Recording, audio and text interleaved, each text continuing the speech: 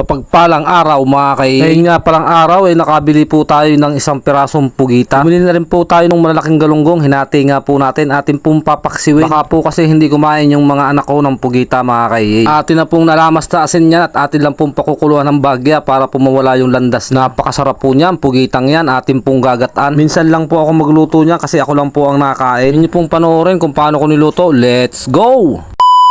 Ito po ang ating mga rekado, sibuyas, luya, bawang at sili. Meron din yung kamatis. Sigurado pong mapaparami na naman ang kain natin ito. Masarap na luto rin dito yung adobo sa toyo. Pwede rin pong ginisa lang sa kamatis. Wag nyo lang kakalimutan ang luya, pampantanggal lansa. Akin nga palang pinadagdagan ang ating sinaing. Habang kasi ako'y nagagayat ng rekado, naiisip ko kung gaano karami ang aking makakain ito. Tagal-tagal na rin po kasi akong hindi nakakain ito. Bibihira lang po kasi ang nagtitinda niyan dito sa amin mga kay. Atin na pong gigisahin, mainit na po yung ating kawali. Nilagyan na po natin ang ating mantika. Pinagsabay ko na pong gisahin yung bawang at luya. Haluin lang ng yung papagarne. Susunod na po natin yung ating sibuyas. Pupula-pulahin lang po natin ng kaunti at lalagay na po natin yung sili at kamatis. Yan naman po pag lumambot na yung kamatis, ilalagay na po natin yung pugita natin. Ito daw pong pugita ay pag sumubra sa luto ay lalo pong nakunat. Meron din naman po ang mga pusit, lalo na po pag malalaking pusit. Gigisahin lang po, sasangkutsahin lang po natin. Toyo nga pala ang ilalagay natin pampaala. Lalagyan din po natin ng paminta, 300 pirasong paminta. Lalo pong bumango nung nalagyan natin ng paminta mga kay. Nakakita po ako ng malunggay dito sa aming kapitbahay. Ako po yung nanghingi. Lalo pong goods na goods yan nung nalagyan po natin ng malunggay. Nalagyan na rin po natin ng gata. Kukuluin lang po natin at lulutuin po natin yung gata. Lagyan na rin po natin yung ating malunggay para pagluto ng gata, luto na rin po yung malunggay. Pag pinatagal pa natin, baka po ma-overcook yung ating pugita. Kukunat po mga kay. Ilang minuto na lang po yan, luto na po yan, makakain na po tayo. Fast forward na po natin. Ayan po, luto na po yan. Pag ganito pong ulam, sigurado na namang taob na naman ng isang kalderong kanin mga kay. Hinango ko na po at tayo po'y kakain na. Tawagin ko na po ang aking pamilya para po kami makakain na mga kay. Bago po ang lahat, papasalamat po na tayo sa ating Panginoon. Maraming salamat po Panginoon sa bagong biyayang pinagkaloob mo sa amin sa araw na to. Talagang hindi ko po mapigilan, akin po munang titikman kung ano pong lasa. Talaga pong napakasarap mga kay. Salamat po sa inyong panonood.